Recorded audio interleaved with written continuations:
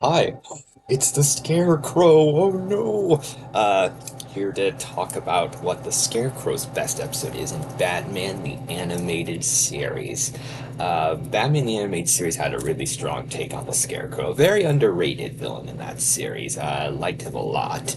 And, as somebody who has anxiety problems, you think, why would I like the Scarecrow? You think I would hate the Scarecrow? Well, the thing I really like about the Scarecrow is I kind of see Scarecrow as a personification of my fears and basically seeing Batman as the hope that I can overcome my fear. Seeing Batman fight off the Scarecrow's fear toxin when this fear is trying to overtake him and how he still manages to do the right thing and stop Scarecrow.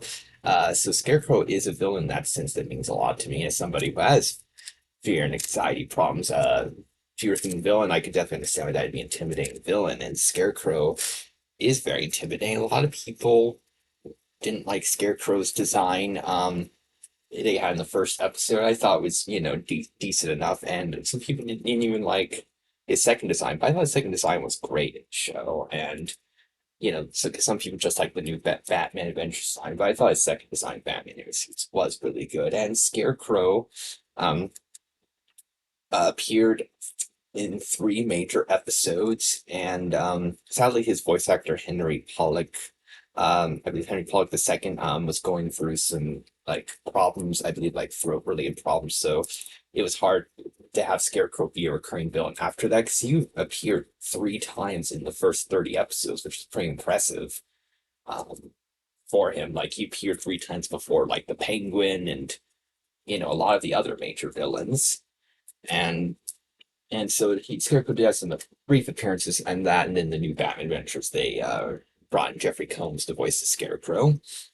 But I really like their take on the Scarecrow, and I know a lot of people love Jeffrey Combs as Scarecrow, and he is great. But I think Henry Pollock II was also a great Scarecrow, and I really enjoyed all three Scarecrow's appearances. His first episode was a really good episode with Scarecrow uses fear talks on Batman. Batman fearing that his father would be disappointed in him, wouldn't like him becoming Batman. And, it has like a very iconic line from Batman. And it's just very emotional, very human performance, very much performance from Kevin Conroy's Batman. That episode's really good. Scarecrow's second appearance, has Scarecrow, the fear of victory, which is a very interesting concept because a lot of people think was considered, excitement, a happy thing, but it could also like it fills you with so much emotion. Sometimes there's some actual fear. So Scarecrow's able to bring that fear out. And so that's a really interesting, good episode. However, for the best Scarecrow episode, I am going with Dreams in Darkness, which is a very emotional episode for me, as kind of something I hinted at earlier. I'm somebody that's often haunted by hypotheticals, like, oh, what if this happened? What if this happened? I deal with that very, very often. And at the time I make this video, like thinking like, oh, yesterday, like, what if this thing happened? What if this thing happened? It's something I think about a lot.